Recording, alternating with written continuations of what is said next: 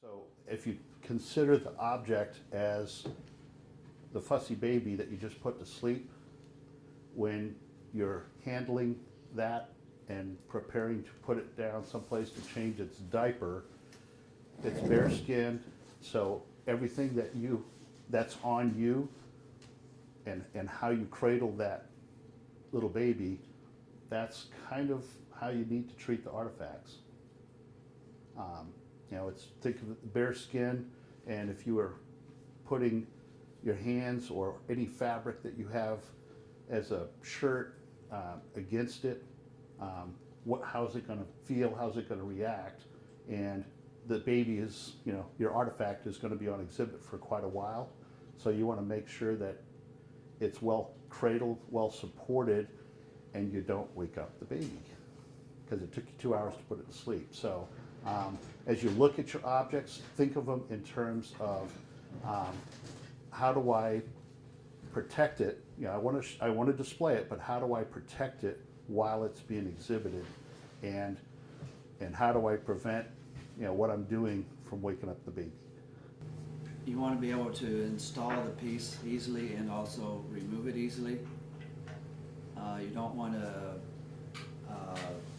distort or like drill into it or glue it, unless it's absolutely necessary. For instance, with this whale, we did a lot of drilling and gluing. But you don't want to impact the object itself. And as Norm said, it needs to be well supported, just so it doesn't sag or collapse or stress and break or something over time. And for most of us, it also needs to be earthquake proof.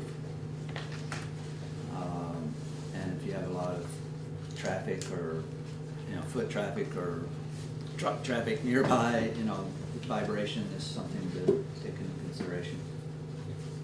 We did a mount making with brass. The emphasis was just working on with brass and silver soldering. But Sven Hawkinson was out there at the time with Chris Hansen from Ketchikan Museum, and Sven's input was every time he looks at an exhibit, he looks to see if he can actually see the mounts, and then if he can't see the mount, then he looks closer to see how they did it.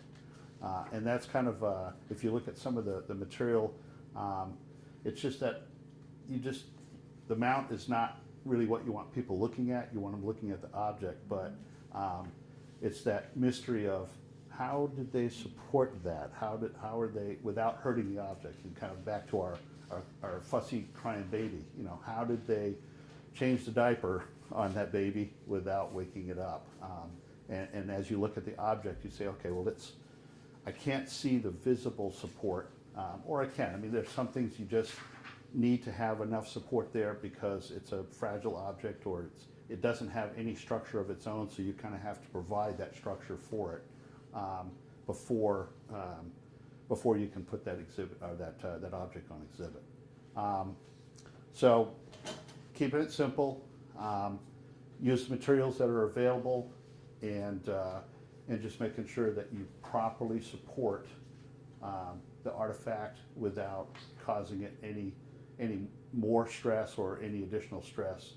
And imagine it's going to be on exhibit for 5, 10, 15 years or more, and you just want to make sure that you're taking good care of it. Scott would be up here, chiming the bell. Please take care of your objects, and be really careful with them. And they're supposed to last forever. So whatever you do for preparing this thing for exhibit, you want to make sure that it will last in perpetuity.